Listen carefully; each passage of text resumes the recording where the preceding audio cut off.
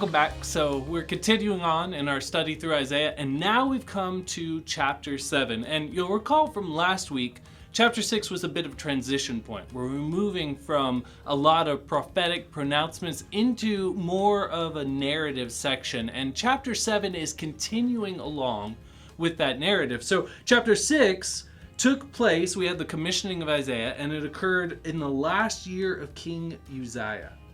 Chapter 7 is fast forwarding maybe somewhere around 5 years to now. You have Ahaz, who's a descendant of Uzziah, sitting on the throne.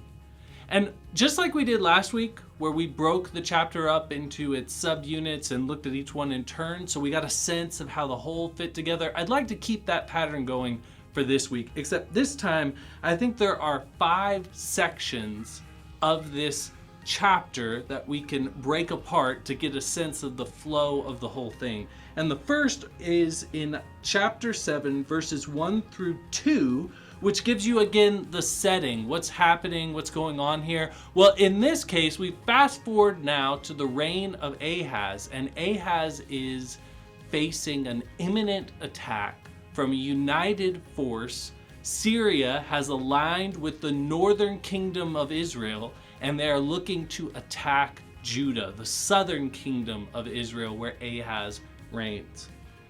Well, in the midst of this, as Ahaz is sweating about it and worried about it, God comes with a promise of rescue. So verses 3 all the way through verse 9 is God coming to Ahaz and saying, "It shall not stand and it shall not come to pass." In other words, this conquest you're worried about, of this union between Syria and the northern kingdom of Israel coming and crushing you, it's not going to happen.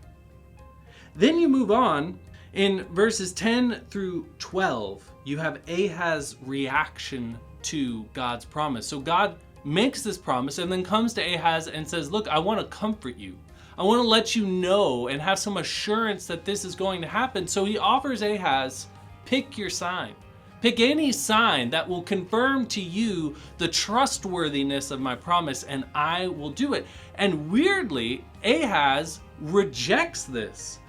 Ahaz refuses to ask the Lord for a sign, and he dresses this rejection up in the language of piety, like, "Far be it from me to test the Lord."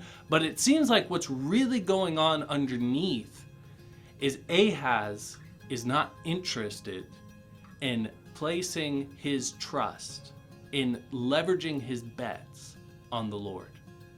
And maybe you've been in a situation similar to this where you're facing down a problem. Something's coming in the future. You're worried about something, and someone comes to you with, the standard Christian brother and sister Christ sorts of lines of the Lord is going to provide for you, and really in your heart, you don't care about that.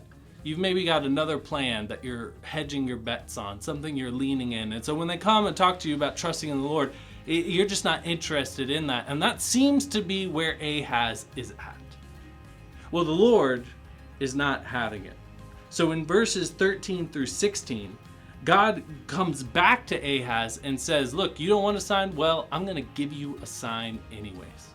And the sign he promises is that a virgin or young maiden is going to conceive a child, and you'll call his name Emmanuel. And then verse 16, before the boy knows how to refuse the evil and choose the good, which would have been a developmental marker, meaning he's gotten to the age where he understands the difference between good and evil, the land whose 2 kings you dread will be deserted.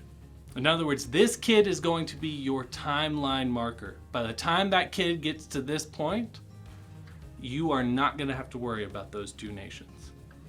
But the chapter doesn't end there, and God's message to Ahaz doesn't end there. In fact, it ends in somewhat of a plot twist, because in verses 17 through the end of the chapter, what you get at the conclusion of this interaction is God's promise of judgment.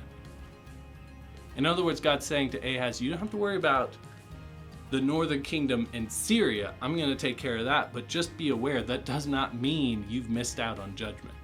Judgment is coming on your nation.